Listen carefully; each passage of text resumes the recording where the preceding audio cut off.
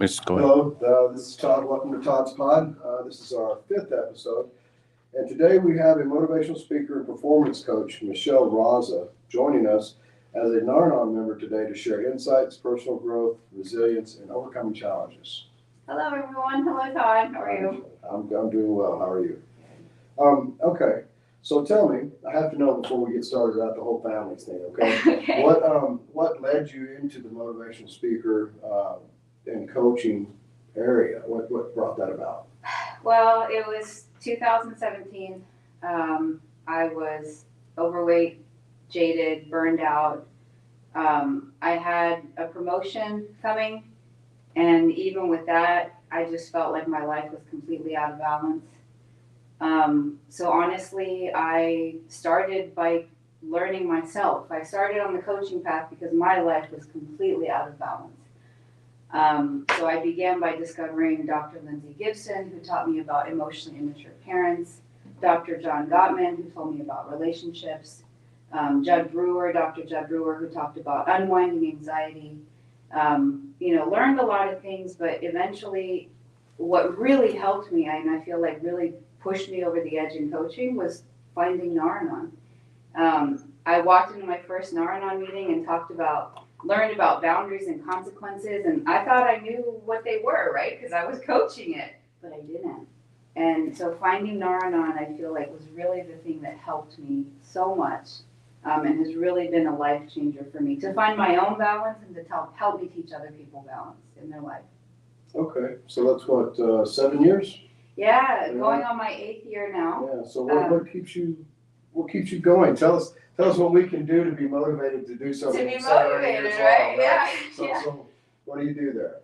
Well, it's really when I talk to groups of people and I see the spark, whether in business coaching or life coaching, when I see somebody kind of realize that they can easily change their life, that really, it's my kind of mantra is changing lives one thought at a time, right? That's cognitive behavioral therapy. I'm not a therapist. I do goal setting, I do accountability, but you can change your life one thought at a time. So whether it's one-on-one coaching or in a big auditorium style lecture or in a workshop, just seeing that spark is what keeps me going.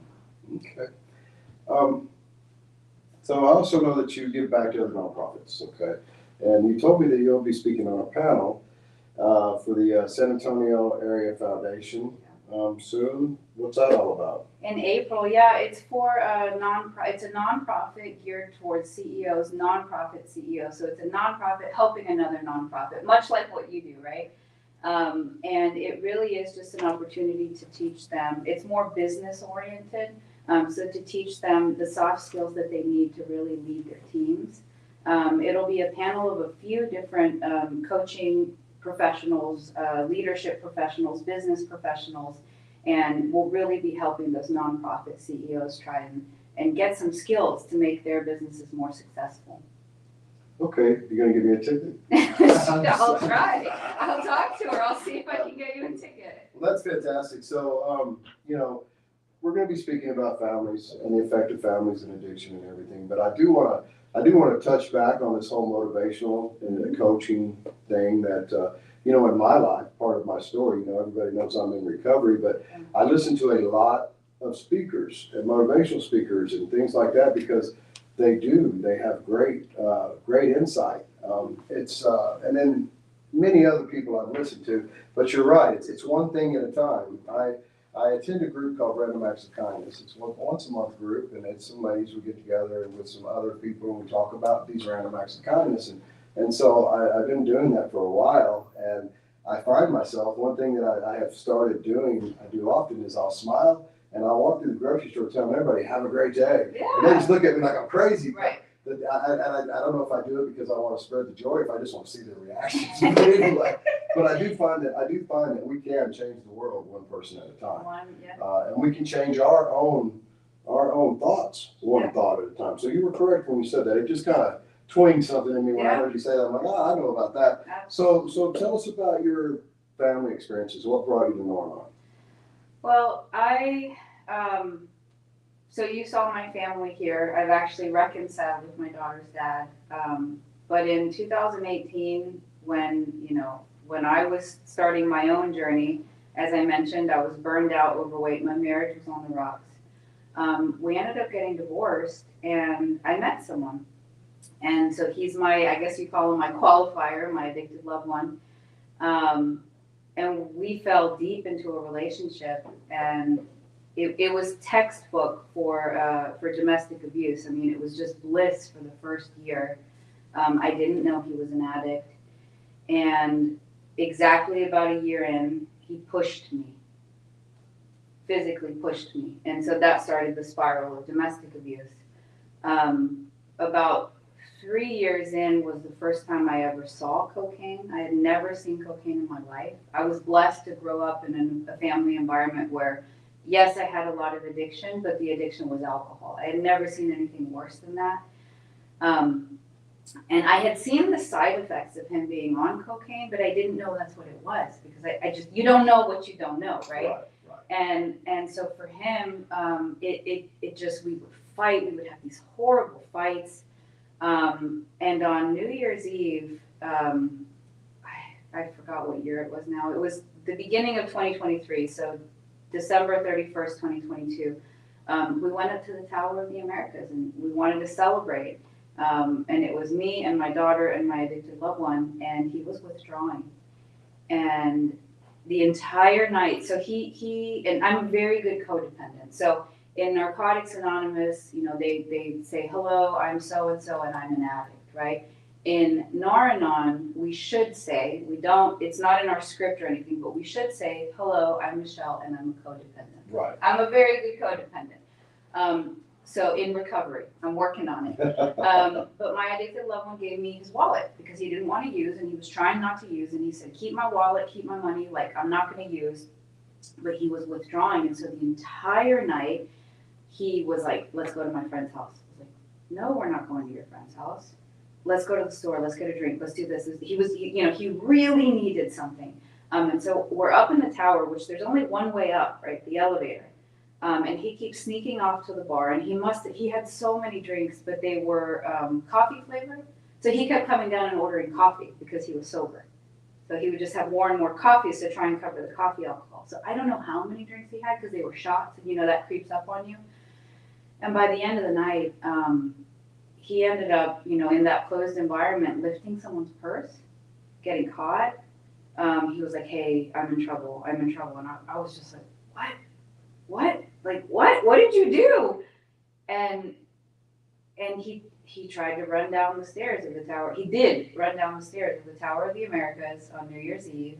And I was incredibly upset. The guard was just waiting. They radioed, and the guard was just waiting downstairs for him. My daughter had to see her stepdad laying on the floor with guards around him. And it was a horrible cycle where we would break up almost every week because of something related to his addiction. He's actually a very beautiful person, a beautiful soul, wonderful person, but addiction hijacks your brain and makes you do things that are just not sane.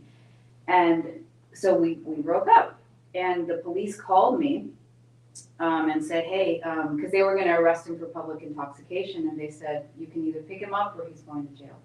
And at the time, I wasn't in my recovery, so I didn't let him face his own consequences. I went and I picked him up. And the very next day, we started NA together.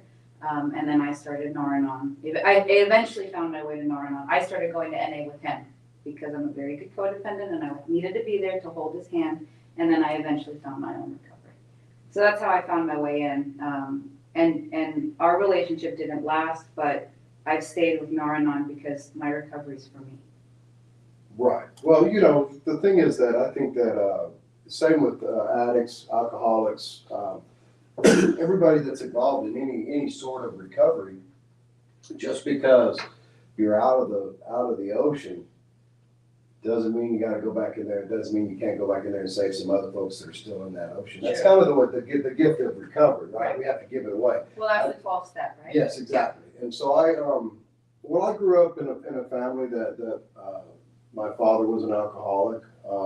My mother never really admitted it, but I believe that she was a drug addict, but it was of the prescription variety. Which is, it didn't cause her too much grief, I don't suppose, but it was horrible growing up in a household like that. Mhm. You know, and that's why I say, okay, I qualify for that room too, because I grew up in it. I've had a wife that was an alcoholic, but she actually got sober 3 years before I did. How she put up with me, I don't know. I guess it's that whole codependent thing, right? But Yeah, yeah, I think every addict or every alcoholic has a good codependent. yeah. You know, but I've seen We that. need each other. Yeah, I've seen families that have been destroyed by this. And, you know, you see parents, I mean, I even have children that have gone through their struggles with drugs, and it just rips our heart out. And we can't help but enable them sometimes, and then at some point, we have to get the strength to say no. Right. I've had many parents and stuff, especially like even at the convention, I went to a Nar-Anon meeting, and I was hearing a gentleman talk about how his son had promised him, this is it, this is all, I'm overdrawn, Mhm. help me, Dad. Mhm. And the dad said he heard that a million times, but this time he thought that he would help him and get his bank. So he straightened his bank out, Yeah. and you could just see the heartbreak in his eyes because like come Monday he was overdrawn again. Yeah. And I thought about it. I was listening, and I thought, you know what? I think that if somebody comes to you, family member, child, whatever, and says, "Hey, I promise," they're not ready yet. Right. Because I think back, and after I decided to make a change in my life, those words never came out of my mouth. Right. They didn't have to.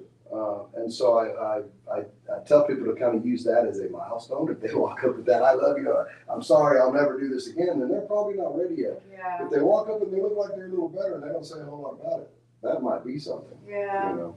I tell people to look out for the fog. Anytime that anyone's coming to you out of fear, obligation, or guilt. So if you're the family member and they say, well, if you loved me, you would do this, or you don't love me because you're not giving me money, or that's, you know, the guilt. So anytime anybody comes to you in any situation, whether with your addicted loved one or outside of it, and they're using fog on you, I always tell people, take a step back and think about where their motivations are, because they might not be in your best interest. Yeah, exactly. I have, and you know, it's not just our family members that do that. I mean, we can have coworkers, we can have employers, we could have clients, for instance, that do the same thing. It's like, oh, this is your fault. Well, no, it's really not my fault. So, Right. you know, I gave you the best advice I could, and you just didn't do it. You Yeah. know, but I remember, you know, it's so heartbreaking sometimes when our family comes to us and we know that they're struggling and we have to say no. It's very, very hard.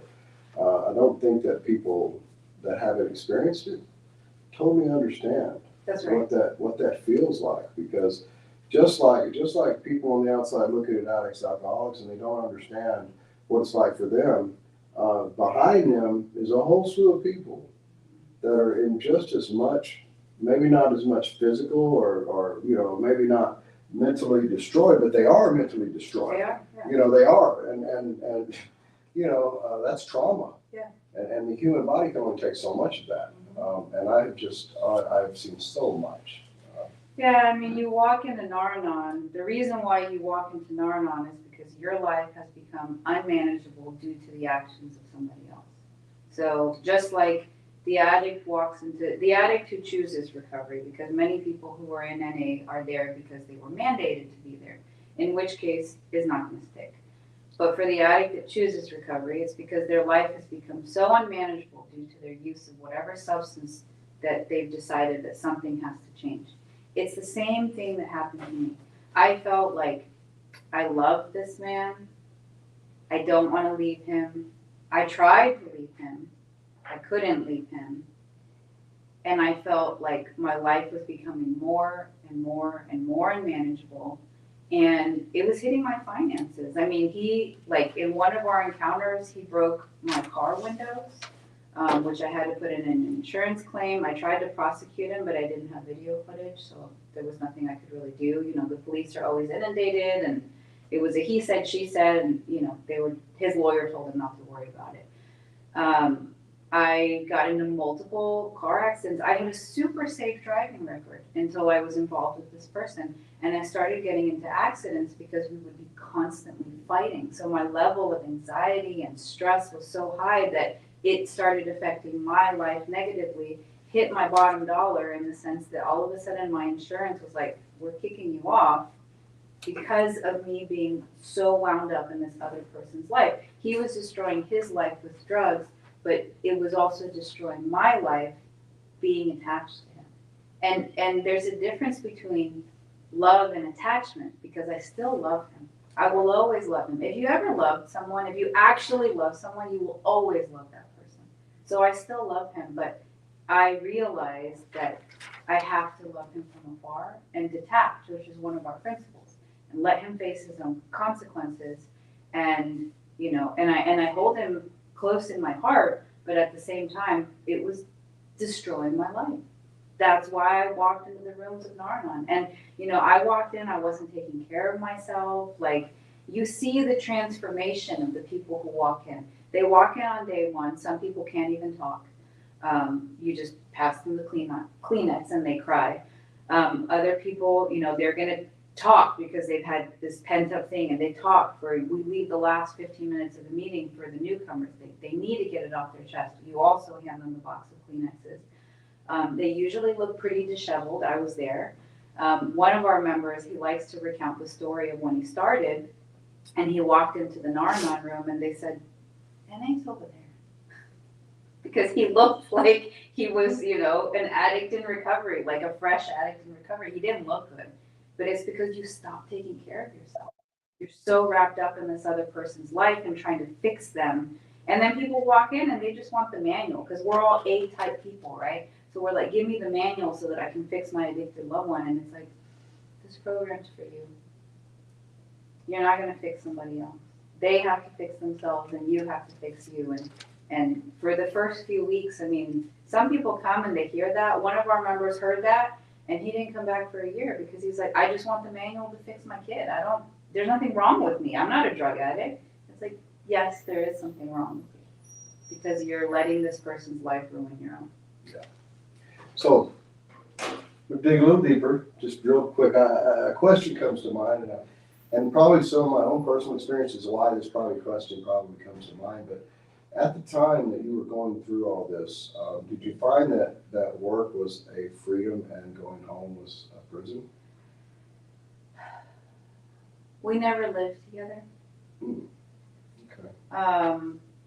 And I used to say, when my daughter was a baby, you know, I would drop her at daycare, and then when I would pick her up, I would say, "Oh, here's where I left my happiness." So I'd pick her up, and she's my joy.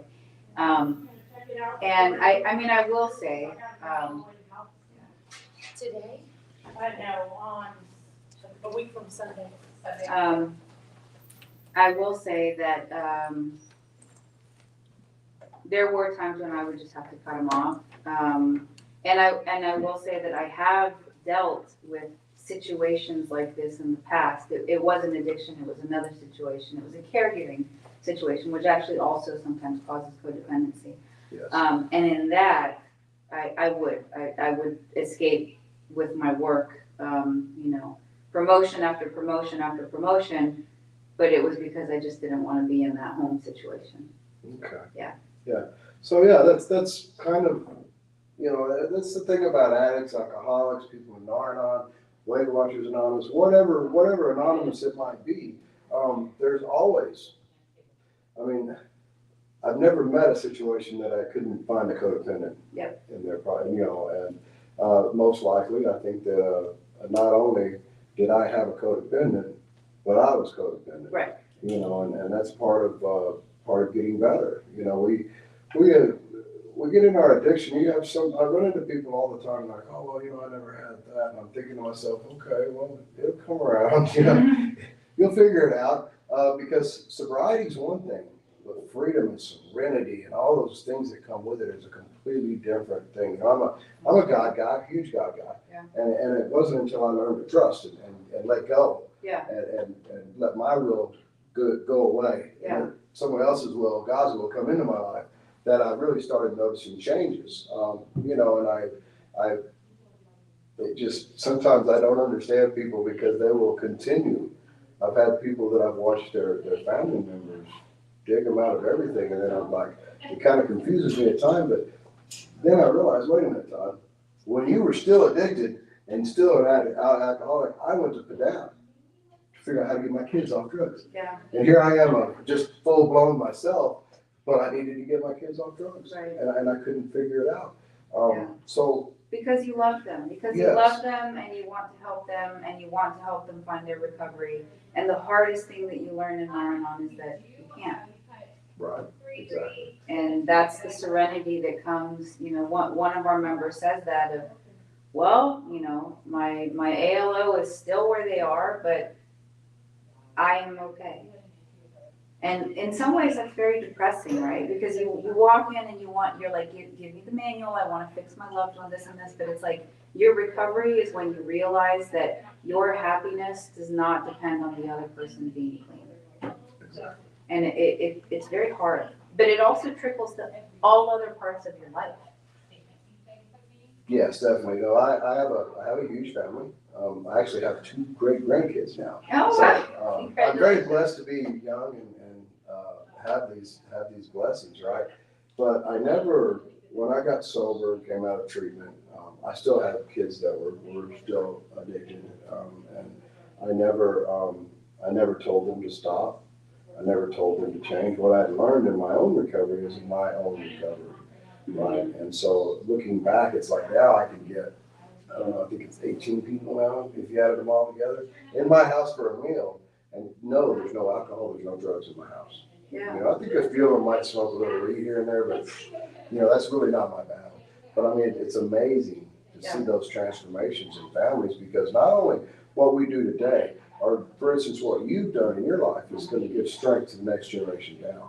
And so it's that ripple effect. We can either be a nice calming little wave, or we can be a crashing tidal wave, whatever we choose to do. That's true. But it's a generational change that I find to be amazing, and seeing it and experiencing it is huge, because I can speak to the fact that it does work. Yeah. They say it works if you work it. Well, that's true. And we're worth it. Yes, and we're worth it. You are correct. So it's pretty amazing. Do you got anything you want to share? Well, just around that topic, thinking about essentially so addiction, in my own perspective, right, take it or leave it, addiction is a maladaptive coping mechanism, right? You're trying to deal with some pain or something that's hurt you, and you're dealing with it in the wrong way with a substance. And so if we take a click back and we just think about trauma and how it affects people react in one of 2 ways. So according to Dr. Gibson, you have externalizers and internalizers. An externalizer is the person who becomes the dependent.